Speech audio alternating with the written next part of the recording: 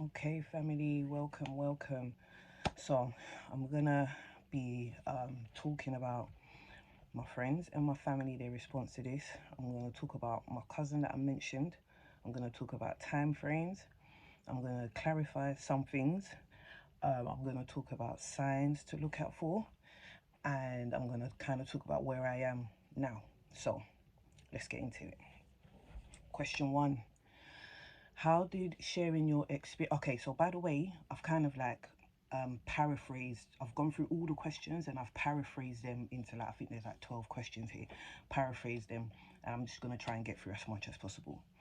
Okay, so how did sharing your experiences impact your relationships with family and friends, and did any of them suspect your involvement in this lifestyle?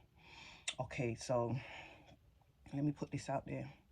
About a year ago, I went to my dad. I was like, Dad, I feel like I need to pray with you. Like I need prayers. Like I need to pray with you, me and you, one on one. We need to pray. He was like, okay, cool. Let's make this happen. So we set a time and then we went to church. You know, I told you my dad's a pastor, so he has a church building. So we went to church, and then when we got there, I said, Dad, look, before we start the prayers, you need to sit down. There's some things I need to tell you about my life and my lifestyle and things that the way I've lived. And he was like, okay. So he sat down and I said to him, look, Dad, you're going to have to brace yourself because what you're going to hear is going to be tough. My dad was like, okay, no worries, I'm listening to you, let's go. So obviously I've kind of ranked them in levels of intensity. So we get through the first one or two. My dad's like, okay. Then I keep telling him, Dad, brace yourself, it's ranking up. Cool, then I'll do about another three. This time you can see my dad's like, okay. And then yeah, get all the way to the end, and like yeah, you guys can imagine it. You can only imagine what my dad was feeling in that, but he was supportive. He was like, cool, God is on your side, all will be well. And I was just like, thanks, Dad. And it's funny because in the church, yeah, they got cameras there. And at first, I was going to say to my dad, like, do these cameras pick up sound? Because the things I'm about to tell you, yeah, I don't want the cameras to pick up what I'm about to say. But I said, you know what, I'm here to kind of surrender anyway. So, if I'm not even going to ask him. If they pick it up, they pick it up. If they don't, so be it. You know what I'm saying? But I do remember that. And so that was interesting. So just a heads up, my dad in particular, he knows my story and probably a little bit more than you guys actually know, because obviously it's the internet and I'm trying to be a good girl on YouTube. YouTube have got community guidelines which I have to respect. So I'm not necessarily here sharing my story for money.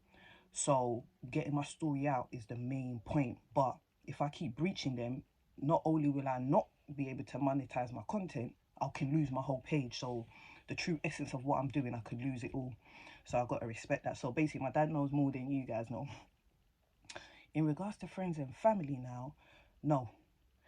As far as I'm concerned, they didn't know. But you don't really know what people know. Like, for example, my cousin, like, I could see him, but he couldn't see me. So all this time, he didn't know what I knew. You know what I'm saying? So they could know and maybe didn't say anything to me, um, because, or they could have turned a blind eye. Because there was times where, you get me, if they asked me for something, I was like, yeah, cool, easy. Now, none of them were like, so, but maybe they might have thought like, raw, do you get me, what's going on? But they didn't say nothing to me, so that's that. However, obviously, they have watched this. I know that because my mum sent me a link about smoking. So when I saw that link, that video, I was like, yeah, she watched it. This was like in one of the early days. I don't know if she's watched it all the way to 10, but I know that she's definitely watched this content. So that's my mum sending me the message that, yeah, I've seen it. Plus, obviously, I only post on YouTube and then I put it on my Insta. But when I look at my analytics, it's telling me people are watching the videos from WhatsApp. So you know what community is on the WhatsApp that's been clicking the links. So yeah, I don't know my mum's been watching it. Um, but my sister made a comment. Yeah, guys, remember I told you New Year's Eve I done that ritual. So my sister's watched this and she's come to me. She said, yo, Bex, you know what? I remember that 31st night very, very clearly. She said when she got back in, she came into my room. Obviously, peeping it because I didn't go to the service. So she's peeped, and she said she noticed that I looked lifeless, to the point that she came to check if I was breathing, because just the way I was sleeping and the way my body was, it was like this person almost sort of dead, lifeless. And I said, ironically, yeah, I wasn't dead. I wasn't literally lifeless, but I probably was in regards to the ritual and what he had done to me. Obviously, yes, I was exhausted because it took hours to do and I was up all night or whatever, but it was just, yeah, it was deep to hear my sister say, like, yeah, that night you look lifeless. I was like, yeah, my life was basically taken, you get me, in a way. So that's that in regards to like family and friends. Next question: what led you to leave Christianity, and did you ever fear going to hell while living that lifestyle? So, guys, when I was living that lifestyle, I wasn't a Christian. My whole concept of like Christianity and religion and faith was very, very different at that time. So the fear of heaven and hell didn't exist, and I haven't had that fear of hell for a long time. Um, let me tell you this, yeah. When I was a little girl at church, when it got to offering time, I used to be like, yeah, I'll help take the offering. I'll take the offering, take it into my dad's office, and then I'll be robbing some of the offering money. And I was young. I was like under 10 years old. So that gives you the concept of my mentality. Like, and another weird thing is, I will be having these conversations with God as if it's okay. I'm like, yeah, it's cool, innit? For boom, boom. Like, my relationship with God is a very, I don't know how to describe it. I guess I'm still working it out, but it's not a typical one. So it's almost, it makes me too fearless. Like, I'm just like, yeah, God will never harm me, or like, it just, I'm safe with God no matter what I do. I might pay for it in other ways. That's natural. That's the ecosystem that God has built into reality. Like, natural karma, things happen. So, and as you can tell with me, I own stuff. So if I do it, I own it. Boom, I pay for it. I move on. Like, I didn't really have that filter. And I say this to say, there was a time where I stood at the back of church and I said to God, I said, you know what, God, yeah, I'm about to go uni and whatever. And I'm just letting you know, when I go, I'm going to be on a badness and I'm going to be on madness. Like, I'm just letting you know, like, I'm gone and that's what I'm going to be on. But I'll come back when I'm 25. And God didn't necessarily say that's good or that's bad, but the vibe that I got from that energy was like, cool. If that's what you're on, cool. If that's what you want to do, cool. Little did I know my life was going to rank up at 25. I thought I was going to go do my thing and then come back and be like, okay, God, I've got it all out my system. I'm cool, let's roll. 25 is when it really all kicked off. So, yeah, that puts in perspective, like, the kind of conversations I have with God. Yeah, fear of like hell and that wasn't really resonating in my brain, that, oh, if I die in this, like, living this lifestyle, what will become of me? I didn't really think about that.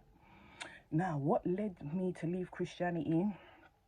I think that's a whole nother playlist. That's another playlist. That's a deep question. Like, when I was typing, I was like, like, if I go on to this answer, if I answer that, this video will end up somewhere. So that's another playlist. Okay, question number 3.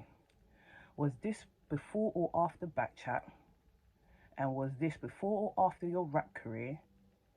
So, for those of you who don't know, I used to do music. I say I used to, not really. I was never consistent. I'll drop a track and then months later or a year later drop another. But basically, I'll do a bit of music when I'm in the mood. And by the grace of God, I will be putting out more music about my story. What I want to do actually is, over the years, there's been different tracks I've recorded, yeah, different voice notes on my phone I've recorded. So I think I might put out a little mixtape, yeah, and I will put the year that I recorded that track. And you guys, basically, you will hear the stories I've shared with you on here, you will hear them in the track. And you will know that this track raw was written in 2012, or you get me, and you'll be able to connect the dots. So I think that will be a very interesting project. I've probably got about, God knows how many tunes, maybe 50. I won't put that all there and make you guys listen to that, but I might actually. It's up to you how you want to spend your time. So that's that. So, guys, you have to remember, in part 1, I told you about losing my virginity. I was 13 years old. It's a very long time, you understand? This is a 20-year scope I was giving you. So yeah, it's mixed. Before Backchat, after Backchat, before I was doing music, after music, is all mixed. All right, number 4. miscarriage and abortion clarification, and also how are you coping with motherhood. So motherhood, another playlist, another playlist. I'm going to talk about the miscarriage in detail. I'm going to talk about the abortion in detail, and then I'm going to talk about my baby boy, his story, how he's here, and what a guan, and all the things that happen after that. So that's not for mothers only. That's not for women only. Man, them, please, you need to tune in to that playlist as well. So I want to say this. I had a miscarriage at 17. I had an abortion at 21, 22. But I had another abortion, which I haven't spoken about. That's coming up. Remember, I've still got plenty of stories to share with you guys. So basically, I've had one miscarriage, I've had one abortion, I had a second abortion, and now I have a child. Yeah, so that's that clarified. Okay. How do you think, question 5, how do you think growing up as a pastor's child influenced your experiences with spiritual warfare? And how did you, from a two-parent home, get drawn into this lifestyle? Boy, I feel like that question, yeah, that's going to go into the what led you to leave Christianity playlist, because, and the reason why I want to make that a playlist, because I think a majority, I'm not sure, but I think a majority of you guys watching, you're probably black Brits, probably African, Caribbean, probably, got a Christian background. So, our story and our dynamic with that, you get me, growing up as Brits as well, it's a bit complicated, it's a bit dysfunctional, and that's why it deserves a whole playlist, which I think we'll all relate to. It's a deep question. Let me see if I can give you anything now. So, oh yeah, growing up as a pastor's child, it does. There's big influences. Like I said, I've got that support group I do called the Recall, solely for pastors' children. So yeah, there's levels to it, that there's struggles that come with that big time, and I will share that with you. Um, how did I get into it? Drawn from a two-parent home, guys. You gotta let go of myths. I'm telling you, let go of myths. Don't think that because this setup, that setup is gonna be this way, that way. I'm telling you, it's a lie. You're right. How did I almost end up dead on the kitchen floor when I come from a two-parent home and my dad's a pastor? I need you to tell me. Yeah, you understand? Okay. Number 6. What was your childhood like? That's another playlist. Easy. That's another playlist. That's another playlist. Easy.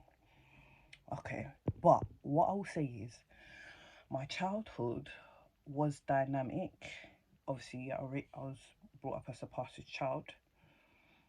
I'm one of 7 siblings. I've got 2 half siblings, so I've got extra family dynamic there. I grew up in ends, but then my parents moved out, so that was a big shift for me. In the middle of secondary school, my parents taught me out of secondary school and put me in a private school, so that was another shift. After the private school, they took me out the private school and brought me back to a normal school, secondary school. Another shift. So I will go into my childhood. I will talk about the dynamics and stuff like that. And I had other issues as well in my childhood. I definitely had other issues as well. So yeah, that's another playlist. Okay. Did you ever talk to your cousin about this? So it's so funny because when that episode came out, like boom, you can imagine I got a text like, yo, and I just had to tell my family. I said, look, I'm never gonna reveal who it is, and don't ask me. Just let's leave it as that. What I would say is the only time I will reveal is if my cousin comes to me and asks me, was it me? Then between me and him, I will be honest with him and we'll have that conversation. But what will be funny is to see how many cousins come to me and say, was it me? Then I'll be like, do you get what I'm saying? So, but yeah, only if my cousin comes to me and answers me, then it will forever stay between me and him. Unless I tell him, yeah, it was you, and he decides to share it with someone else, then. But until that happens, it's between me and him. That's for sure. That's for sure. You know, cousin vibe. You know, cousin bonds. That loyalty there, that connection there is also different. So yeah, I respect my cousin still. Okay. Advice for young girls going to industry parties. What are your experiences? I mean, look, girls who are going to industry parties, more time they already know what they're on when they're going there. You understand? They already know what they're on. They're already interested in something that they're expecting to be there. They want to kind of be in. So more time they know what time it is. You understand? They might get surprised a bit later. So I don't know if mine is an industry experience, but let me share this with you. So one time I saw an events happening. I knew certain like celebs were gonna be there, and I was interested. So I was like, "Cool, let's roll. Let's make it happen." We get there. Then obviously there's a like another VIP room where they're chilling. So you also gotta be savvy. That's what I'm saying. If you want to get around them guys, more time, you know what you're on. You know what you understand. So I was savvy with it. Got into the VIP area. Started mixing with them, made a connection, made a connection. You have to be savvy too to actually make a connection where one of them is actually going to be engaging with you, you understand? So, engaging, boom. That was a success. Ended up being able to like go, like leave the event and go, not like an after party, but go somewhere with them, you understand? Get there now. Obviously it's a little vibe. That's where it can get dodgy. You don't really know, you know about the event. That's why you're going there. But now you've left the event. You've left the gates. So that's where you got to be careful because you don't know what's there, what's waiting for you. So at that one there, yeah, like boom, you know how it is. Things happen, whatever. And the celeb was like to me like, yo, like, do you know what I mean? Like, would you be up for like having like a threesome with me and like one of my bedrooms another time? And I was like, nah. I was like, you're too known. You're too known. I can't risk that. You get me? So he's like, okay, cool, whatever. Boom. Another time comes. I think this is mobiles. Same thing. And this was for the same celeb. So that's why celebs and man them, you gotta be careful because girls, sometimes when we get our eye on you, yeah, you think you're special. No, we got our intentions, we got our plans, we've targeted you, you understand, to make ourselves feel good or whatever it is we want to get. So boom, okay, he's gonna be there again. Okay, boom, I get in. Okay, boom, I'm savvy. Okay, boom, again. Got him again twice. Like got him again twice. But this time I got chiefed, so cool. Go back to the hotel room, chilling, whatever. Boom, boom, boom, boom, boom. Then we come out of like the bathroom and we've gone into the main room and then I see that his boy is there. So I was like, okay. So I sit down for a few minutes, but then I quickly pick like the boy, his man in his bedroom was looking at me harsh. Like I don't know what was going on, but I just got the vibe like you can't be here right now. You can't be here. So I was like, okay, I'm gonna bounce. But it wasn't with courtesy. He wasn't like, okay, yeah, cool, I'm gonna walk you downstairs. No. I found myself trekking down one dark road barefooted because obviously I was in heels. Boom, boom, boom, boom, boom, boom, boom. Do you understand? Now, one thing I did, which was bad, you know that same friend I told you when I met that ritualistic guy, and I said to her, "Oh, leave that guy you're interested in. Let's join this guy." Yeah, and she weren't happy with me. I was with that same friend and I did that same thing this time, but worse. I said to her, you go back to the hotel, you do your thing. I'm gonna go with this guy. Not good. It's not good behavior. I found myself trekking back in the cold. I thought I was gonna be chilling, you get me? No. So you gotta be careful. Like, yeah, you definitely gotta be careful when you're mixing with them, man. You gotta be careful. That's big time. Alright. What type of men visited and what type of questions can I ask to find out if a man visits?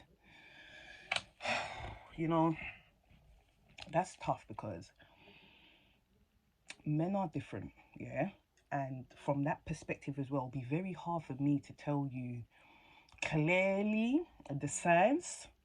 If it's the other way, right? And women do visit. Like, I encountered one woman visiting, like, but I never saw her face or nothing. Some black girl. Um, but men, it's hard for me to tell you what signs, because I think a lot of them, they kind of come true as they're crossing over. So maybe they're telling their wife, like, I am on my way here, which they are genuinely on, but then pew, they make a diversion and bounce. So unless you got a tracker on them, I'm not promoting that, but if you do, or you're like following them, or you're timing, like, yo, in this time you're supposed to have reached here, so if I call you and you're not there, then boom. Little stuff like that. But they're sly. Like, there was a guy I remember, he used to call to see one of my bedrooms just before work. I think he always used to come like 8:15 or something, and I remember that because it was annoying. It was so early and it was a bit destructive. 8:15, see her to like 8:30, and then boom, continue to get to work for 9. So come on, are you picking up what I'm trying to tell you? Like, with the slyness, yeah, that's kind of what the case is. But what type of men visited? All type. I can't tell you, oh, these type. All type. Fully fledged, mixed, different type of people. Like, different type of people. Black, white, Jewish, old, young. Like, young guys as well, under 30. All of that. I remember there was one Indian guy who always used to come, but like just for oral. So one of my girls was like, oh, this guy, like, give me 30 minutes just for oral. Like, that's a lot of work. So I think at one point she ended up asking me, like, yo, what go on, like, you get me? And he was basically like, oh, I don't want to cheat on my wife. It's just like, come on, my brother. This is cheating. This is what I mean about the difference in the perspective. He's like, yeah, no, I don't want to cheat on my wife. That's why I just come for that. I don't want to go full fledged. You get me? And I'm like, you need to understand, anything that you can't tell your partner, or anything that you're hiding from your partner, is a form of cheating. Put it that way, yeah, and it's easy for you to know, is what I'm doing right or is what I'm doing wrong. Because sometimes people do get confused with the line and the barrier. Basically, anything you have to hide from them, know that it's a form of cheating. They're going to be disappointed if they hear it. So there you go. Like, that's that. What have you learned from the series? Yes, that's another playlist which I've already said to myself I want to do that. But that'll be getting to the end, because a couple of people have said to me, like, okay, so what now, and where are you at now, and stuff like that. But I'm like, guys, I don't know what you're thinking. Like, I don't know, maybe because I'm sharing these stories, maybe you think that I'm kind of overcome and that. Like, no, I'm still in the process. Like, I'm still, this is part of the process, you know what I'm saying? So just bear with me. Like, we're not rushing, we don't need to rush. Let's take our time as a process. We will get there. What were the first 3 steps you took to be where you are now? What season are you in now? Okay, so the first 3 steps I took, the first one I took was to stop smoking weed. That was just the first one. And how I did it was, basically, when I found out I was pregnant with my son, I stopped. Because when I found out I was pregnant, I had a zoo in my mouth. I had bought a pregnancy test. I said, oh, I'll do it the next morning or whatever. So built up a zoo, boom. But then I needed to, like, piss. So I was like, oh, you know what? Let me do it now, because I was only doing it because the signs were a bit like, but I didn't feel it. I didn't have that vibe inkling. But I was like, let me do it to be safe. So I did it, and yeah, it was just like, I was like, rah.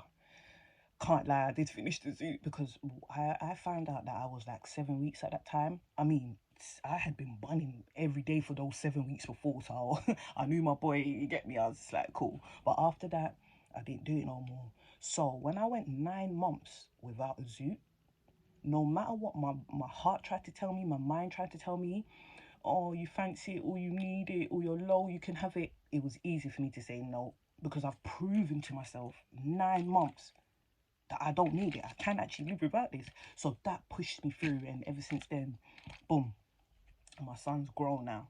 So that was the first step. The second step was these videos and like releasing myself from the burden, sharing it with my dad, and now this. That's the second step, like letting go, being like, okay, allowing it to integrate, because a lot of people, they got their like good side and their bad side, and it causes a lot of confusion, that double life, double thinking. But I was like, no, I need to integrate. I need to own who I am, what I've been on, integrate it, and kind of rise above that.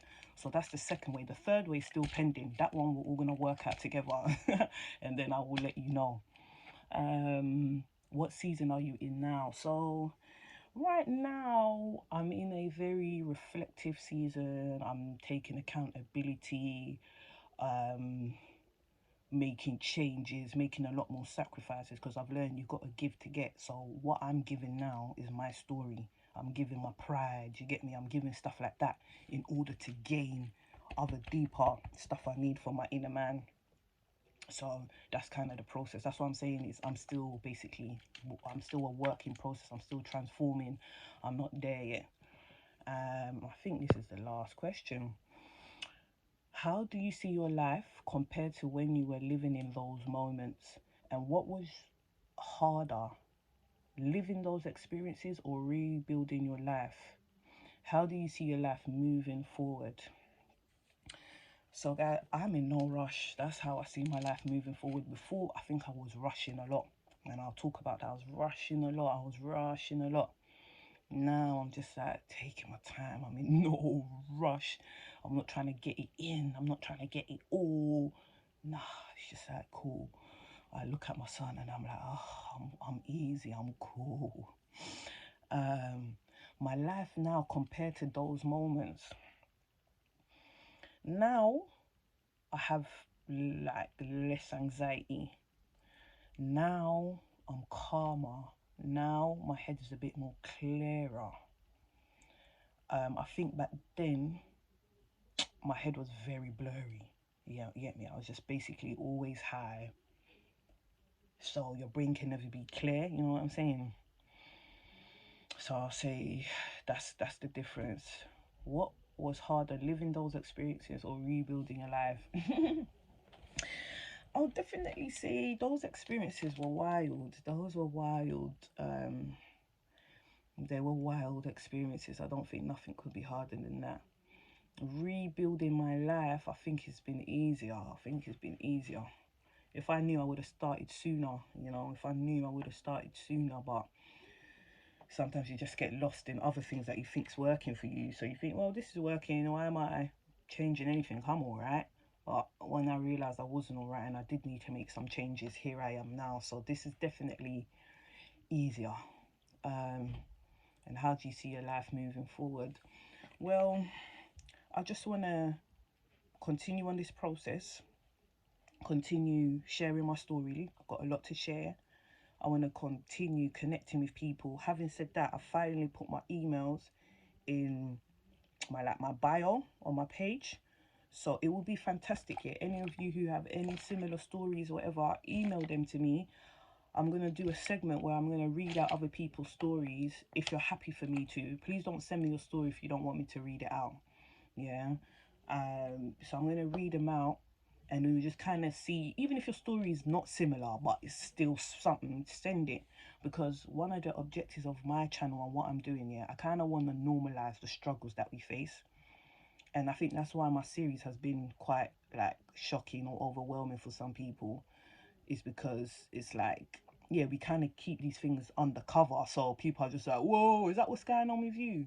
Or the other thing that is shocking people is the fact that I can share it. So people have gone through similar experiences as me, but the fact that I'm on the net sharing it is just like, whoa. And that's basically what I'm trying to do.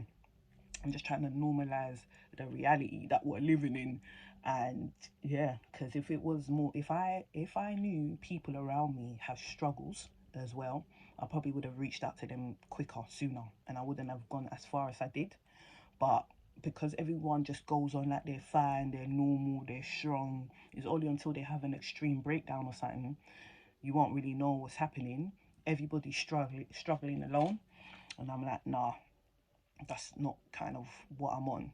And I'm also building up that muscle to be honest with my son, because I think a lot of our parents, they put up this facade.